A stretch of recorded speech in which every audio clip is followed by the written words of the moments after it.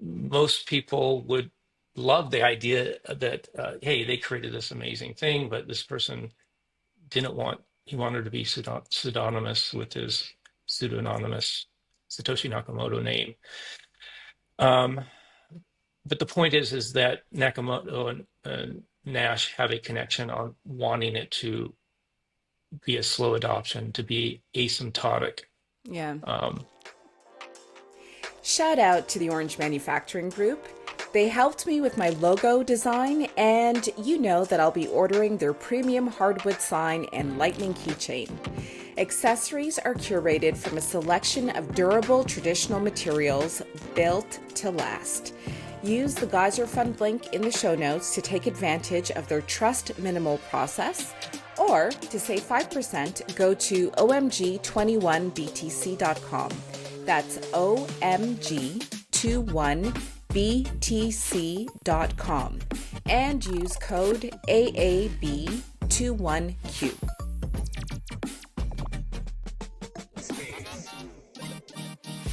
Bryan, thank you for reaching out and for coming on the podcast.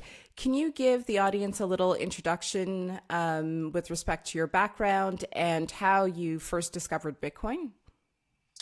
yeah, I was into following the cryptography, Phil Zimmerman, a privacy advocate. But you know, Phil Zimmerman did PGP, pretty good Mm-hmm. privacy. Yep. Really did a lot for establishing, code is free speech. Hal Finney even worked for Phil Zimmerman. Not everyone knows that. And then for some reason, aerospace, an engineer, your life just kind of disappears in, cubicles and centralized bathrooms, and you know how the office is. And so I just lost touch, and I really didn't pick up interest again in cryptography until Bitcoin really started to bubble. For me, it was around 2017. And for me, it was, oh, this is a way that cryptography can have no backdoors. So, all the other backdoors that were happening here in the United States and everywhere else in the world. You couldn't trust anyone. Other allies couldn't trust the United States. And so here's a cryptography that could be trusted because it was about money. And if there was a backdoor, you'd find out about it fast. So that's really what sparked my interest in cryptography, and I did a really deep dive once I saw that Bitcoin was, had a track record, and so that's what brought me into Bitcoin. So it's really the discipline of cryptography that was your entryway. Within engineering and the, I guess, aerospace sector, how do your colleagues view Bitcoin or cryptography or the separate disciplines that come together to make up Bitcoin? Well, the aerospace crowd, as far as engineers are concerned, I would say they're very similar to the general public.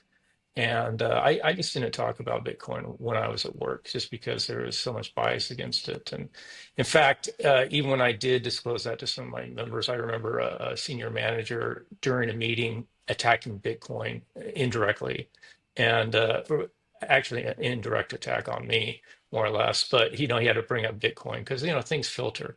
And so I realized don't talk about it. But I didn't really become open about Bitcoin, within the work environment until I'd say about 6 months ago. I felt comfortable, like, yeah, I'm a Bitcoiner, and no fear of reprisal for being, a crank, so to speak. Good for you.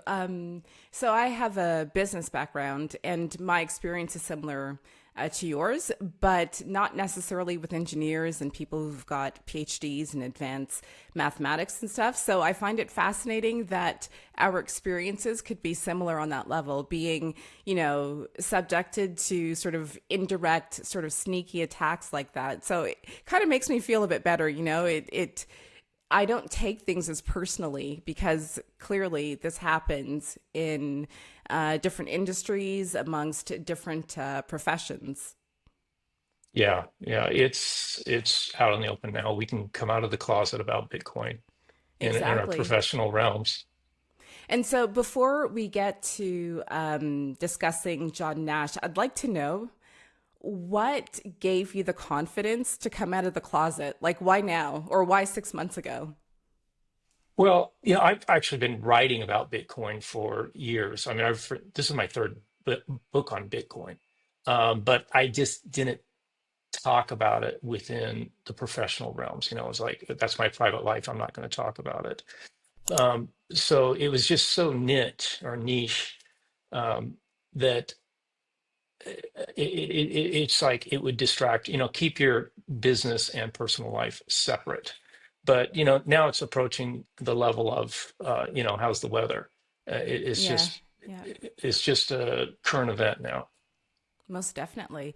So, who is John Nash, and how were you able to establish how did you build on the link? I don't want to reveal everything up front, but how did you build on the link between John Nash and Satoshi?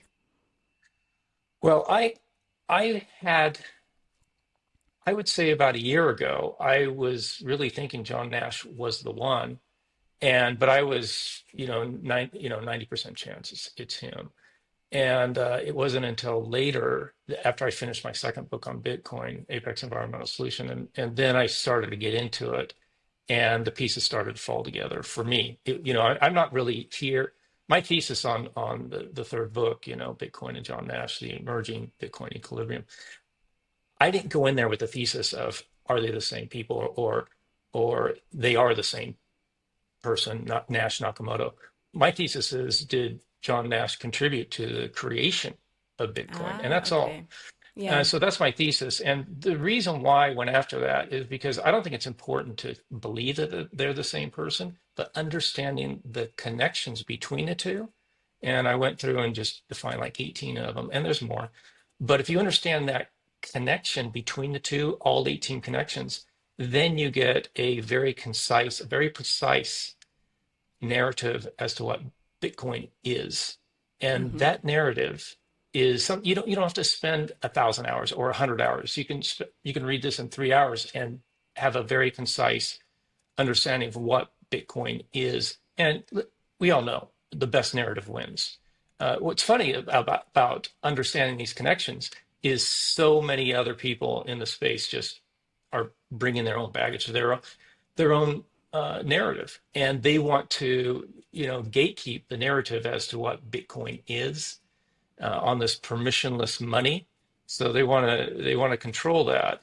And another interesting thing is a lot of people in the space that are in the crypto space, they have no clue what Yeah. what the John Nash narrative is. I mean, like Yeah. Vitalik, I mean, he has no idea what standard measurement of value is in terms of his meandering narrative as it relates to Ethereum. I mean, he missed the boat entirely. He goes into all these other directions, world computer and so on, smart contracts. But he misses the fundamental of what the value add here, and that actually relates to John Nash. I mean, he rolled in as a young 21-year-old into Princeton from Carnegie, and and so here is von Neumann guy who has already written about game theory and was world renowned for many reasons. Yeah. He's a child prodigy for mathematics, just like John Nash was. And so he was all into coalitions, and John Nash rolls in there, and it's a lot simpler than that. And he really went after this kind of fixed point theorem, Bauer's fixed point theorem, and out of that the Nash equilibrium came. And Yeah. von Neumann just said this is too simple, because he wants to do coalitions, and it kind of relates to Vitalik wants to do smart contracts. Well, you can do those, and that's a secondary issue. It's not Yeah. the fundamental core that we're really interested. And we'll talk more about that. Most definitely. So you sent me the outline, which I very much appreciate. So one of the things that you cover is asymptotic or asymptotically ideal money. and how that Yeah. relates to the halvings and the block reward.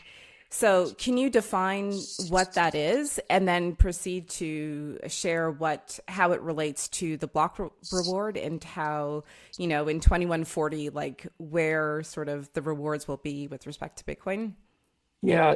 Let me, I should just do a quick find on that. Asymptotic is something, it's a mathematical term, but it applies to, you know, mathematics, physics, computer science. I mean, it's a fundamental mathematical concept. And and I can explain. I don't need to look it up, but really asymptotically, let me just give you a metaphor. Say you have 21 million grains of sand, and you take half away. You're left with half. You do it another 4 years, and you can keep on doing that forever.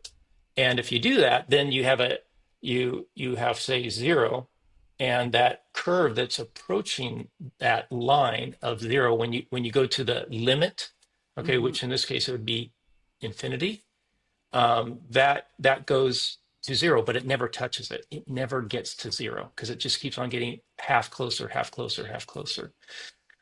So asymptotically, ideal money that John Nash talked about between 2002 until his death in 2015, he lectured on it. He published on ideal money, which was a centrally controlled index, but he always lectured about asymptotically ideal money, which is Bitcoin, and that is it's approaching, let's call it the debasement of going to zero. And what's interesting is in the white paper, he shows mathematically how he snips that tail off after, I think, Mm-hmm. after 140 years, or excuse me, after what we're about 115 years away, something like that now, 2140, I believe, it just stops. And so he does a clean cut. You didn't have to do that, but he's a mathematician, so he made it beautiful in terms of just its aesthetic and cleaned it. Most definitely.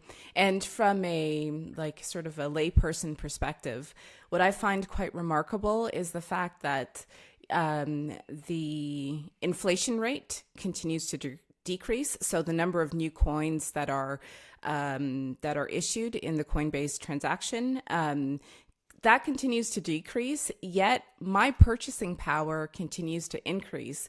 So it's like we're moving in two separate directions, and somehow it works miraculously. It's not the idea that I had, for example, as a teenager, that I need to get more cash, and more cash needs to be issued in order for my purchasing power to increase. It's a little counterintuitive, I find. It is. And, I mean, when you understand that inflation really comes, the main variable, absolutely the main variable for inflation is debasement of the currency. And I think for most people, including myself, I didn't really fully understand that until I started studying Bitcoin. And what really brought it home, my favorite Bitcoin book out there is Jeff Booth's uh, Price of Tomorrow, I believe. Great book, great person. He brings it home, and the question is if if technology brings prices down, why are prices going up? And if you really go deep on this, you start to understand that inflation is just the tip of the iceberg. Yeah. Underneath the waterline there is all the productivity that technology is bringing to the modern world, and that's being stolen by central banks. And this is why central banks, when Janet Yellen, you know, they all lie about inflation. All these central banks lie about inflation. They asked Yellen if all this money printing from the COVID added to inflation. She says, "Oh, a little bit." I mean, Yeah. come on. That's the principal reason of why we're having inflation is because of the debasement of the currency and all that money printing during COVID. So she lies. All of these central banks around the world, they will never lay it on the table. It's shocking to me that they can't do that. They won't do it. Yeah, I remember, I think it was in 2022. I used to follow the ECB's X account, and they published a little snippet saying Inflation is just simply the increase in prices. That's it. Yeah, they always try to couch it as something good, and it is theft. Uh, it is not good at all. Inflation is it's insidious to the economy, and really ideal money is really not having too much inflation or deflation. It's really about getting to a balance so that you can have, as John Nash said, a standard measurement of value, especially for long contracts. And you can Yeah. see the supply chain breaking down. It is a direct result of money printing. We cannot, these supply chains are falling apart because of how insidious inflation is on the economy. Most definitely. It's interesting because in preparing this discussion, because I'm not a John Nash connoisseur, feminine, I don't Mhm. know much about his background. I thought from the information that you sent to me, let me go through the white paper with this new perspective in mind. And so I personally don't believe that John Nash was Satoshi, but I do appreciate your perspective that he's highly influenced Bitcoin. And then I thought, if he were to be conditional, it's quite fascinating to start the introduction of the white paper speaking about e-commerce essentially and small transactions because it is non-threatening when you look at the bigger picture and the bigger problem that Bitcoin solves for, which is the debasement of money. Yeah, I what I love about the white paper is I look at it from a U.S. patent agent perspective, right? Oh, And yeah. what Okay. what is the novelty here? What's the innovation? What's truly innovative here? And there's really two things. One is a digital transaction between two people without a third party. Everyone gets that. All the meme coins get that. But what the meme Yeah. coins and including Trump coin is they don't have decentralized. They do not have decentralized governance. And that was Proof of those work. that Yeah. combination had never been done before, and it really hasn't been done since. People say, will argue, well, no, we've forked it and we have that. No, you don't. Bitcoin is the longest chain. It's the most powerful network. It is the most decentralized. And so Bitcoin is it for those two innovations. Most definitely. And as you mentioned, Trump, we're not going to dwell on him too much. But I must ask, what is up with wrapped Bitcoin? A lot of let's say Puritans really get upset about wrapped Bitcoin, and to me, this is a non-issue. I mean, whether we have ETFs or whether you get chips in a gambling hall to represent your U.S. dollars, we're going to have thousands of second layer Bitcoin. And if you want to be snooty about it, I think that you being snooty about it is a bigger issue Oh, in your okay. Puritanism than whether we're going to have second layers or not. That's coming. And so Yeah. whine all you want. It's a waste of time. So you don't think it'll impact adoption or anything in the future? You think that Bitcoin will No. do what Bitcoin does and the ETFs, Yeah. wrapped Bitcoin, all the rest of that stuff is just a distraction? Yeah. I mean, as let's say a person who's concerned about the next black swan and how things might get really bad, yeah, you wouldn't want to have second layers. You'd want to own you'd want to have the gold, in your hand, right? Rather than having Yeah. a, a third party or a second party holding it for you. But yeah, but am I worried about these second layers that are emerging? No, not at all. Yep. Very good. Okay, so one of the other points that you have in the outline is gradually phased, a Nash Nakamoto signature attribute. Yeah, that was something. It goes along with asymptotically ideal money. I mean, it doesn't happen initially, but over time Hmm. it gains that attribute. It approaches that limit. It approaches not that limit, that value that is, it could be zero, it could be infinity. Um, it approaches that. So really, Nash also emphasized um, being able to transition from, bad money to good money, but asymptotically. You just don't do it overnight. I mean, let's face it, fixed income is really threatened by the toxic bonds that are out there right now. we're going on 4 years of their losses. And do we really want this to just suddenly happen, where a lot of these people that are dependent on fixed income are just out on the street around the world? It might be a little bit better if we take a slower approach and do this transition. We know it's going to happen, but if we do it a little bit slower than fast. And so that's something that Nash really emphasized, and also Nakamoto. When WikiLeaks was wanting to, you know, take them on, and start using Bitcoin, and you know, um, it was Nakamoto who says, what was the phrase? He kicked the hornet's nest, Yeah, and now yeah, they're coming after us. So this is a man who didn't want to do things quickly, and also I think it relates to recovering from paranoid schizophrenia.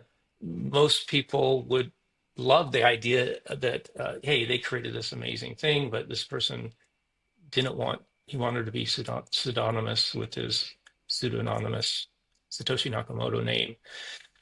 Um, but the point is that Nakamoto and Nash have a connection on wanting it to be a slow adoption, to be asymptotic, yeah. um, to gain that attribute of zero inflation and its use over time, not rapid, not revolutionary, but evolutionary.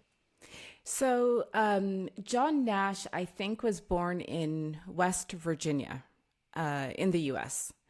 Yeah. And if we look at the Genesis block, Chancellor on the brink of second bailout, and I think on the Bitcoin talk forums, there is a writing style that I would say is either British or Commonwealth. In Canada, we say color, COLOUR. In the US, Mhm. it's COLOR.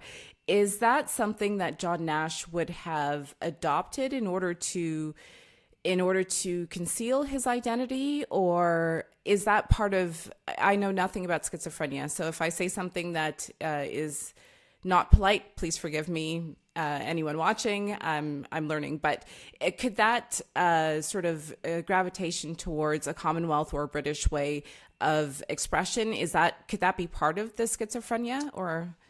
No, I don't think so. Nash, during his 25 years of illness, right, paranoid schizophrenia, he went to Europe. I mean, he Okay. went to England, but really, most of his life he was based. Well, he came from West Virginia, but he was really in New Jersey, I believe, for most of his life. He went up to during the MIT years, went up to Boston, but for the most part, he was in New Jersey. He really didn't spend a lot of time in Europe.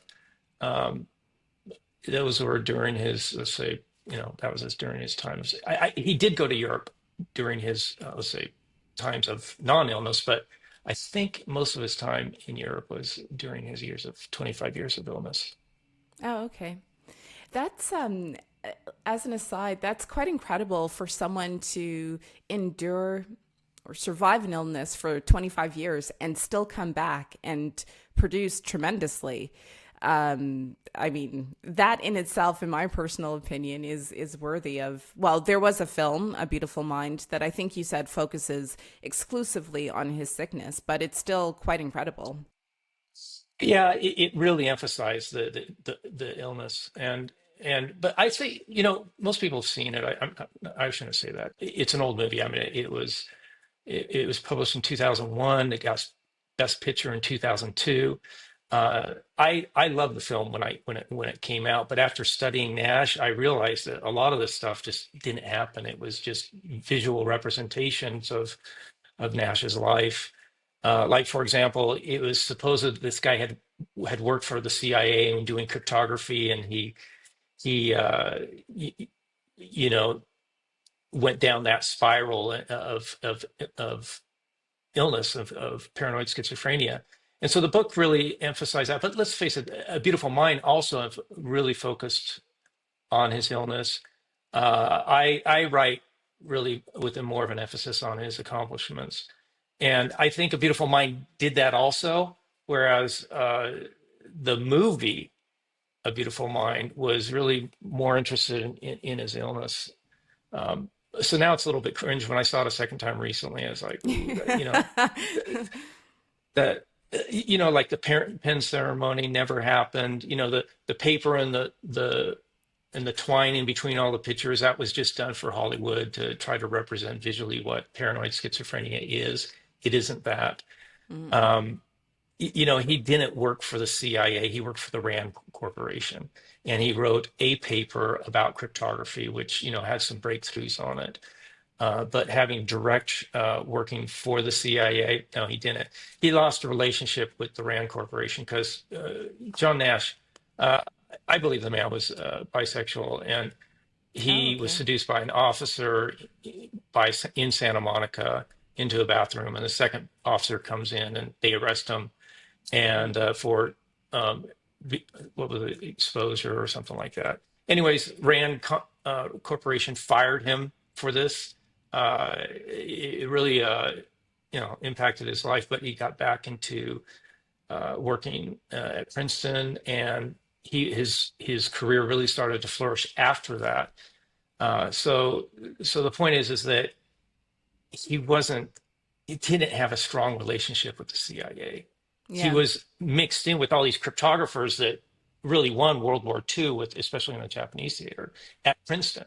So, and he was very interested in cryptography and loved doing prime numbers and refactoring and all that kind of stuff. And he's very good at it.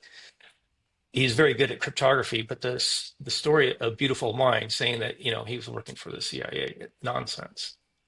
So he's born in West Virginia, I think, in 1928. He's a brilliant genius mathematician.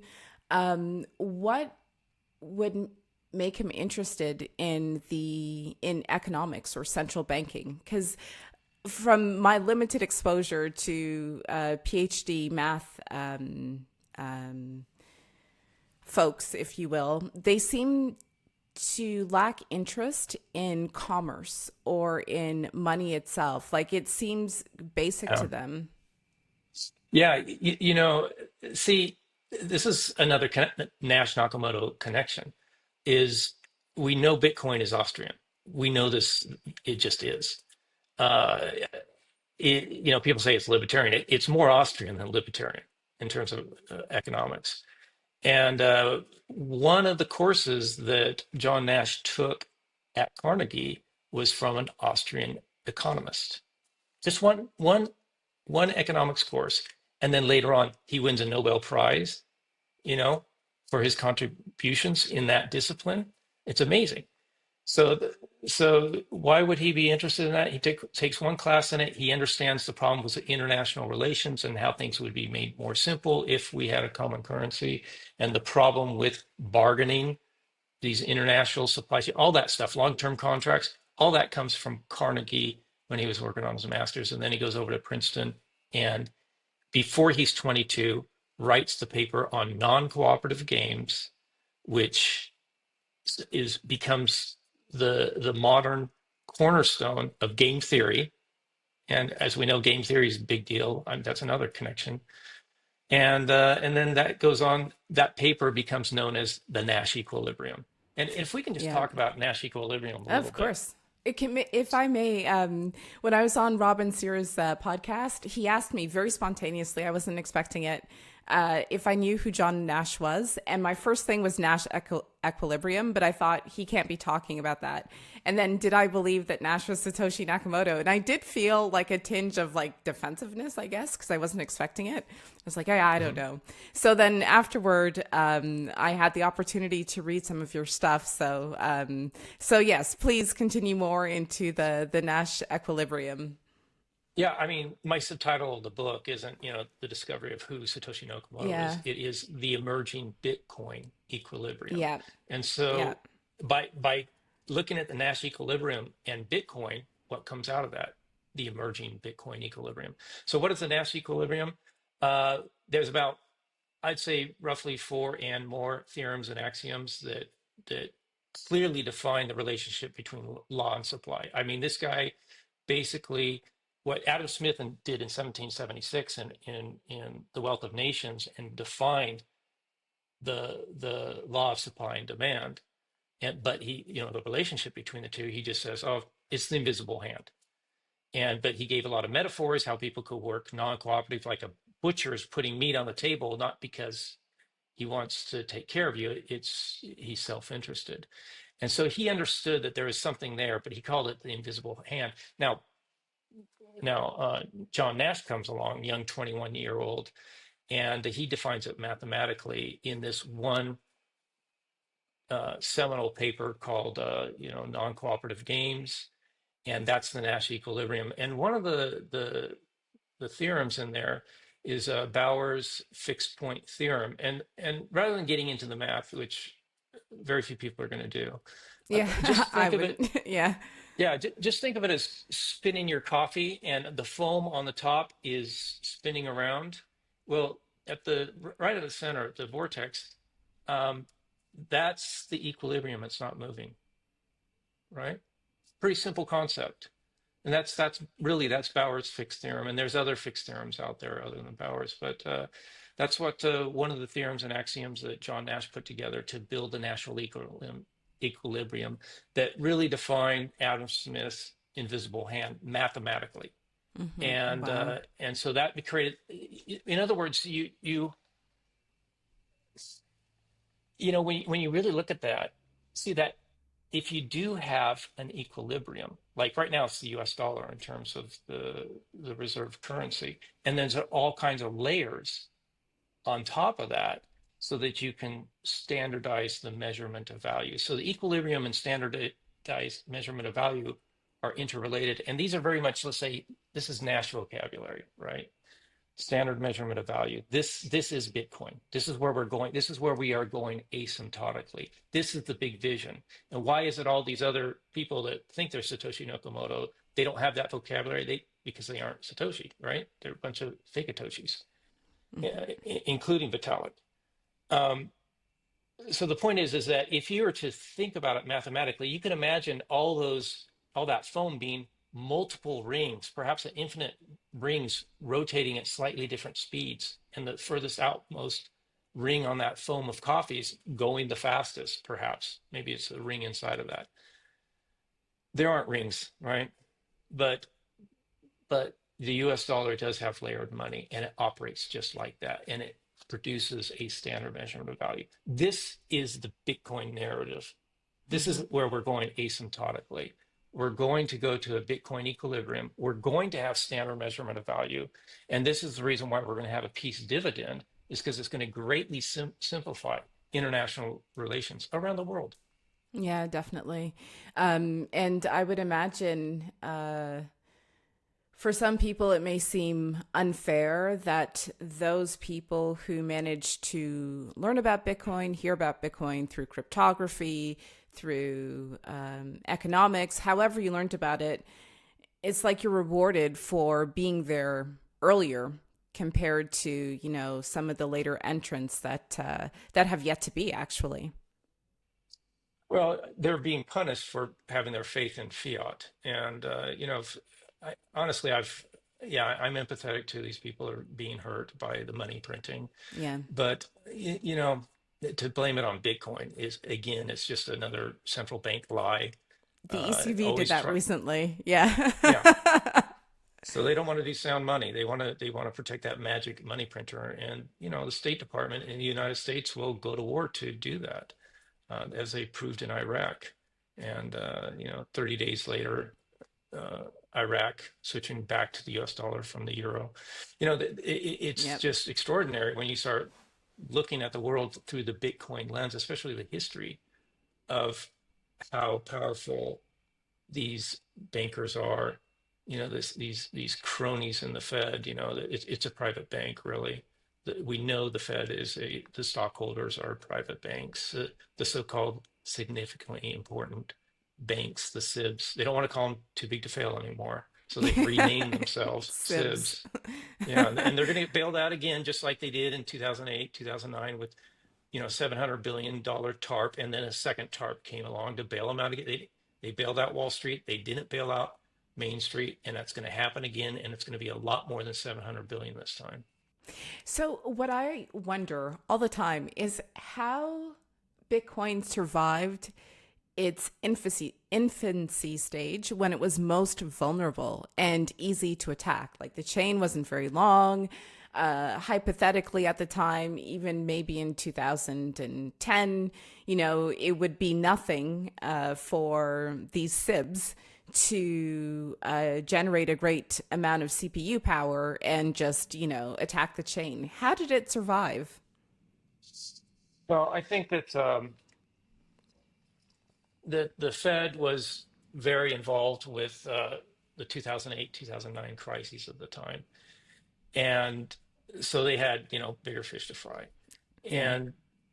and Bitcoin really wasn't widely understood, and it still isn't. Bitcoin is not widely understood. Now, the ECB and the Fed and the other central banks around the world, IMF, and they understand. The people that are really it's clear by the way they're so defensive about it now that they understand that they cannot no fiat in the world can compete with asymptotically ideal money. It just keeps on getting better every 4 years. So now they're starting to attack it, but at first I think they just had no clue. So they had bigger fish to fry, and Yeah. they really didn't understand what it was, and Nakamoto wanted it that way. Yep. So talk to me a little bit more about then the digital double spend solution. We touched upon proof of work earlier, but can you do a deeper dive on that? Yeah, really the secret sauce for digital double spend that came really from Adam Back, with his hash cash, and then I let me talk about history first. Whoever was writing Bitcoin really wrote the UTXO first. That was the innovation, and then that was done way before. And then they had this long felt need of how do we decentralize the digital transfer, the digital transaction without a third party. How do we do that? Uh, that was, let's say, the icing on the cake was mining. Uh, it was, and it was also, it killed two birds with one stone. It also decentralized governance too. So, so this digital transformation without a third party, the secret sauce is mining. And since it's random, since you don't know who's going to win this, everyone, it's all about game theory. Now, game theory is really about mining, but it's also about international relations, right? There's really, how does game theory apply to Bitcoin? One is there's an incentive for the miners to do the enforce the consensus rules, because if they don't, they may make 100 grand or more on that one block. But if they don't enforce the consensus rules, the next miner is going to check, and when they see that the consensus rules were not enforced, they're going to ignore that block, and they are not going to get the reward for finding that block because they'll just ignore that bad block.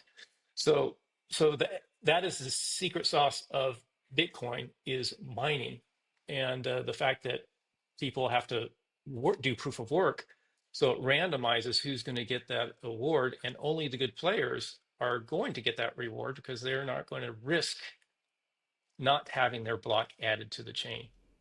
It's I wonder how like is it Wei Dai and Adam Back and all of the others who are cited in the white paper, how they would feel, if they knew that that John Nash was consulting their work. I mean, I would imagine that for was Adam Back still a student when he wrote that? I think he may have still been in uni, but that must be something that's quite incredible to know that, a Nobel Prize winner is looking at your work and Yeah. incorporating it. Yeah, I don't think there's broad acceptance that John Nash was Satoshi Nakamoto. This is a very it's really a niche community right now within the Bitcoin community. I think that's going to change with time. I think he's going to be broadly accepted as Nakamoto. But yeah, I mean, clearly this guy, clearly Nakamoto was a genius in Oh yeah. multiple disciplines, in mathematics, in cryptography. I would say in programming, that was probably the least of his skills, if you really look at Bitcoin code, it isn't the finest, most refined. It wasn't really written in 2008. It was written over multiple decades. This is meticulously put Mm. together, and it was even addressing what is it, keystrokes that could be removing that as being an attack vector, when in modern software that has been addressed. You don't really have to do that as a coder, but here Nakamoto had done that. So this has been evolving meticulously for many years, I believe, by a lone genius, not by a group. Um, and so the point is that I believe the UTXO was really the real, let's say, Nash signature attribute. This is just what he did. He did really brilliant stuff just like that UTXO and other brilliant things, like the Nash equilibrium is clearly in that area of Yeah. just pure mathematical genius. And then later on, it was Adam Back who brought it all together. And again, that's the icing on the cake, the proof of work. So previously you defined the Nash equilibrium. What is the Bitcoin equilibrium? Yeah, the Bitcoin equilibrium really, just think of a coffee. If you're spinning it, and at the center where it's a fixed point, that's the U.S. dollar, and then there's all that layered money on top of that, and it's going to, let's say, all the fiats around the world that are pegged to this U.S. dollar, or they have an exchange rate, and those are the let's say the circles that build everything. So the Nash equilibrium is, you have an equilibrium by which people can experience that standard measurement of value. And it doesn't matter what that value is in terms of Austrian economics. It's not built with coalitions. It's not really built with smart contracts. So there's second order effects. The first order effect is just you as a person. It's really it's really that simple. What do you want? What do you value? And this is, I mean, it's like, do I sit here now or do I walk outside? That's my choice. It's what I value. It's that simple. So the Nash equilibrium is something that, or you asked The about the Bitcoin, it's a Bitcoin standard equilibrium. unit of measure then. Yeah, Yeah. the equilibrium is all those standard measurements of value that are spinning around that vortex. And right now it's the U.S. dollar, but fiat can't compete with asymptotically ideal money. And so we Yeah. know the second vortex is going to be coming in here. It's a matter of time. I don't know when, but yeah, it's Bitcoin is going to become the fixed point in terms of the standard measurement of value. Definitely. That I agree with wholeheartedly. And in the US, when we reach that point, the Bitcoin equilibrium, how do you see the United States as a whole, but specifically where you live? How do you see things changing or improving? I write about that, and after going through the 18 connections between Nash and Nakamoto, I talk about the prize Bitcoin equilibrium. And most Bitcoiners are very well familiar with this. I mean, first of all, it eliminates insidious inflation. Eliminates, and we're going to be really in the price of tomorrow. We're going to be working in a deflationary world. That's a good thing. I know it's bad for the banks. It's bad for everyone that's in debt because their loans go bad, but it's good for everyone else. It's good when your wages are actually increasing in value, real purchasing power. It's good when food prices are going down. This is talked about in the Wealth of Nations. Um, the Wealth of Nations is low cost commodities like corn and so on. It's not asset bubbles as the mercantilists believed it was.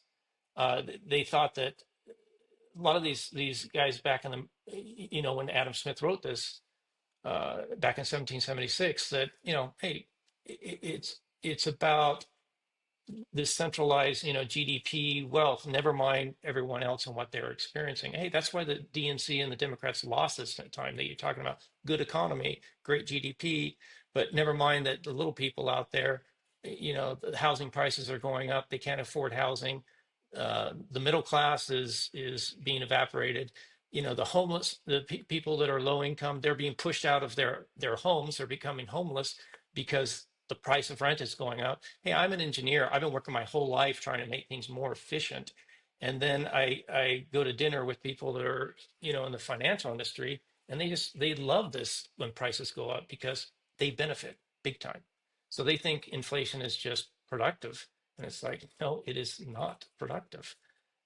This is really Definitely. harming the middle class. Yeah. I mean, if you own assets, inflation is, a good thing. Like you enter into a whole other game that people who do not own assets Well, can't let's play. clarify that. Let's be very crystal clear on that.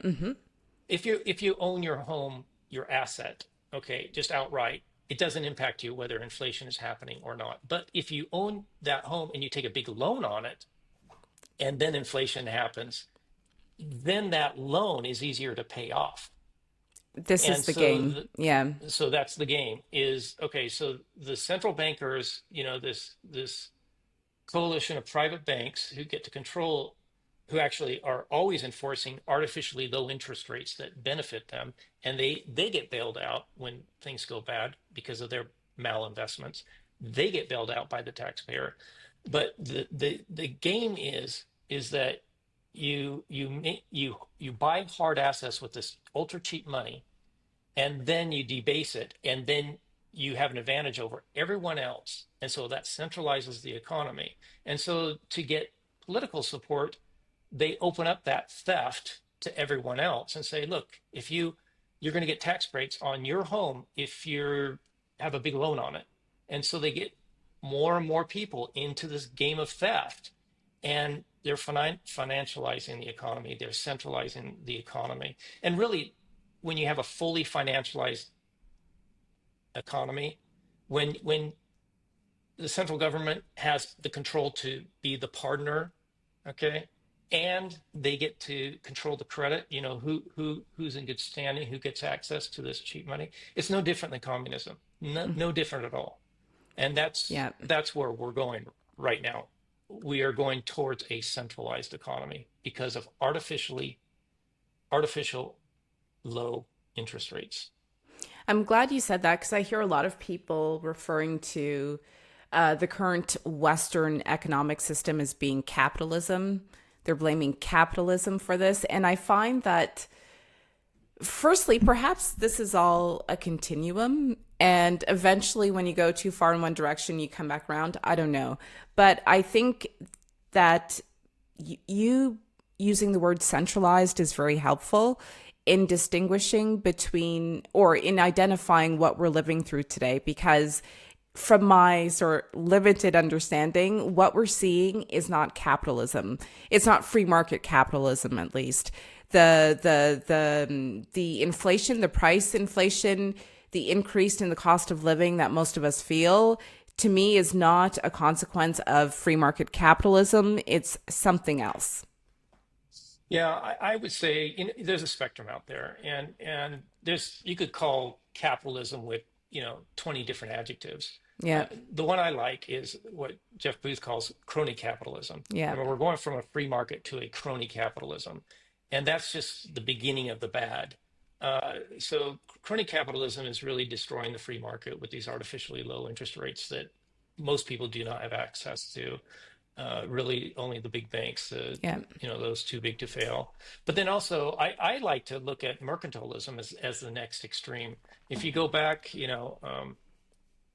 200 years, and mercantilism was, all the rage. That was what the big centralized governments loved, is because they were all trying to get as much gold as they could. Adam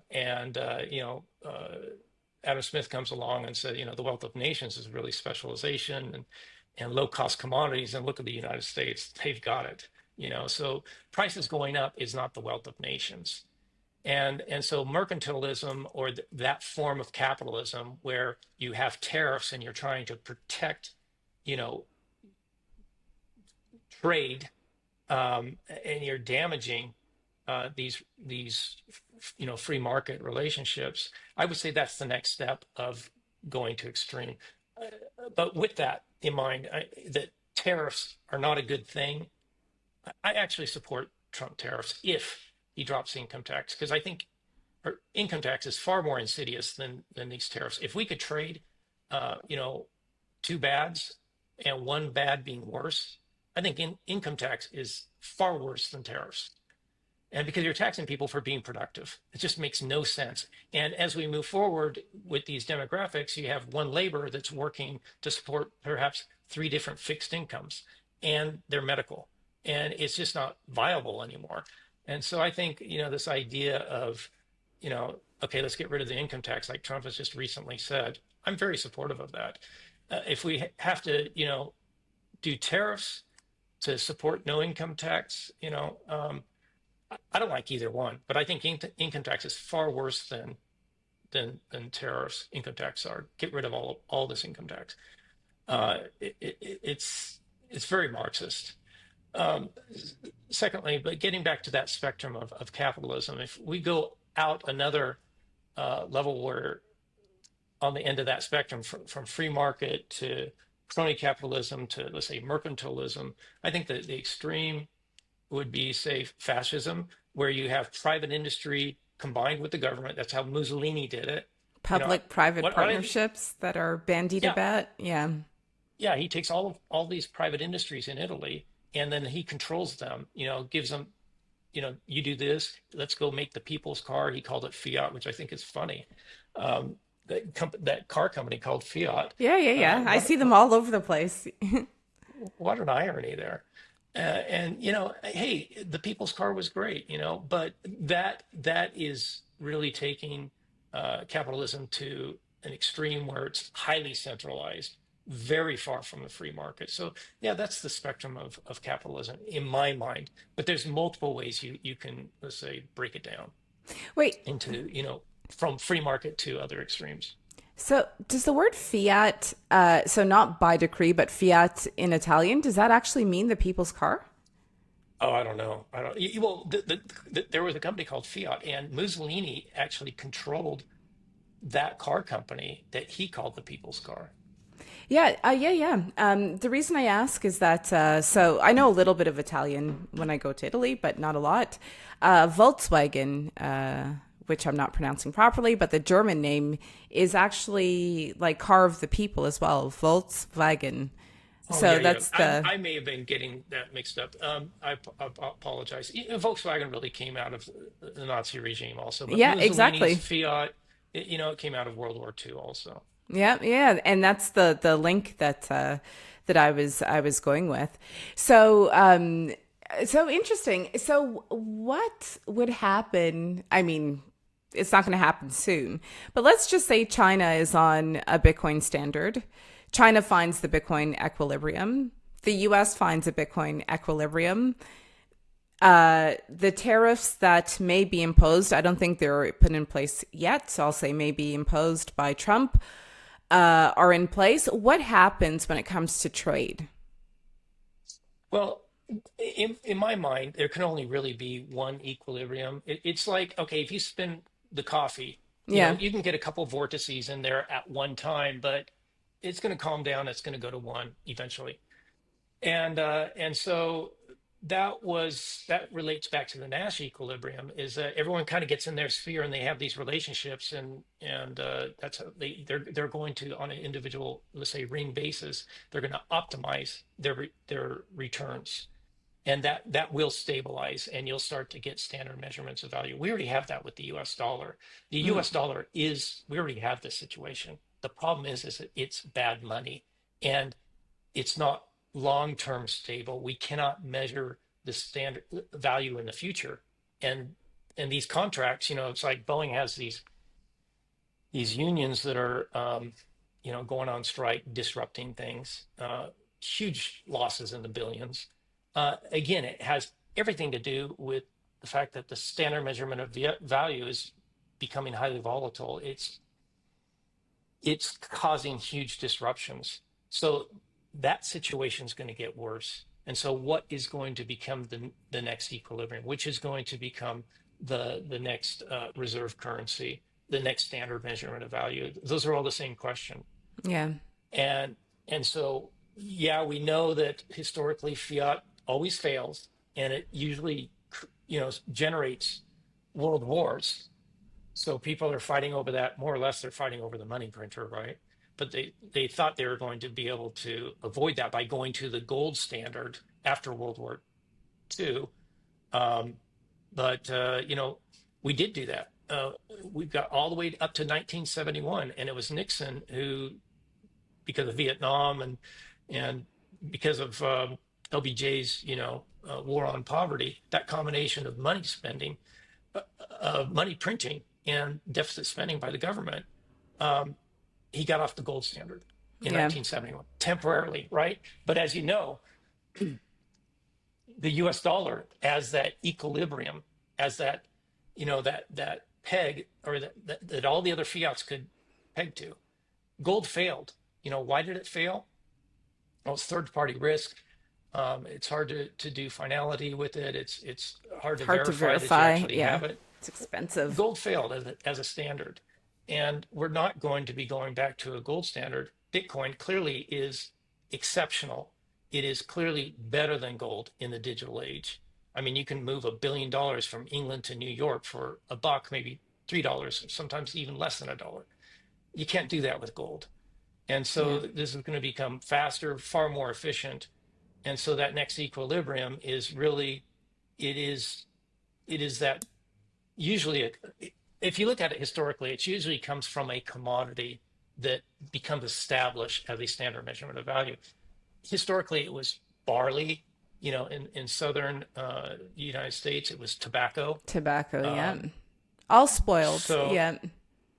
yeah, so these things keep evolving, and the beautiful thing about Bitcoin is it's evolving right now too. It's emerging asymptotically as it was designed to do so. Most definitely. Do you think that there's a correlation between the American election cycle and the Bitcoin halving? Because they're fairly close together. I mean, the halving could take place like 2 years before or 2 years after, depending on how you look at it, the election, but they're quite close. I don't think that was engineered. I think that's a coincidence. The fact that they're so interrelated, I love it. It's wonderful. It really brings it forward in terms of political conversations. But I don't. I think Nakamoto was trying to get the code out as fast as he could, and working on it as I believe as a lone genius. So I think that was just a coincidence. I don't think that was engineered. And I guess before we close out, what can we as individuals take away from John Nash in terms of how he saw the world and the things he did to actually be constructive and contribute to the world? Um, John Nash has inspired me, just as Nakamoto and Bitcoin have inspired me. You don't change Bitcoin; Bitcoin changes you. Most definitely. And Yeah. the thing that John Nash really changed me, just as Bitcoin has changed me to become more of a, let's call it Austrian economist, and understand value in terms of macroeconomics. Nash, this was part of his recovery. This is how he felt that he was able to escape the 25-year illness. He believed he was he solved it on his own. That's a huge contrast by the movie, which was showing that he was on drugs and stuff like that. That really wasn't the case. That was a misrepresentation. But there's really two things. He considered politics to be ineffectual, and he also considered religion to be ineffectual. And so he looked at things mathematically, and and saw technology as being the real solution asymptotically. So he wrote a paper thinking, okay, this could be a revolution if governments around the world cooperated and agreed on an index. And he played with that idea of what commodities could be that index. But the takeaway is my life is I don't really look to politics as being a solution for me. I think politics, for the most part, is ineffectual. And John Nash had that position also. Nakamoto clearly had that connection. Somebody who would work on this for so much of his life and then just walk away from it, I think is an inspiration. And I think we should all, if we want to be doers Yeah. rather than complainers, Mm-hmm. we can look to what John Nash has accomplished. We can look to what Satoshi Nakamoto accomplished. And I really believe in technology. I've been an engineer, and I love technology, and I continue to do so. And I, you know, I ran for U.S. Senate on Bitcoin as a platform, just because I wanted to get it out there and talk about it.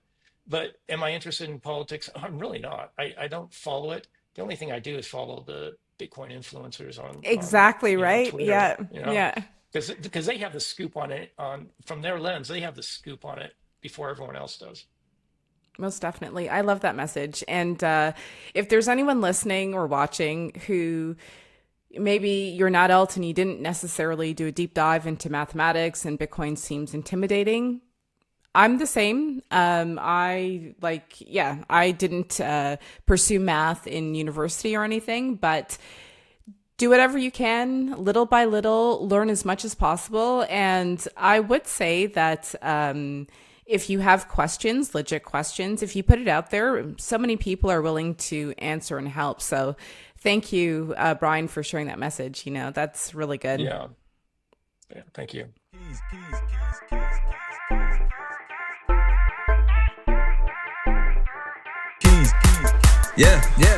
Yeah. Malak quite. Malak who? Yeah. Takes her Bitcoin off exchanges under self-custody. She runs her own node, providing liquidity. Yeah, she got her own keys. She got her own keys. She got her own keys. Yeah, she got her own keys. She got her own keys. She got her own keys. She got her own keys. She got her own keys. Yeah, she got her own keys.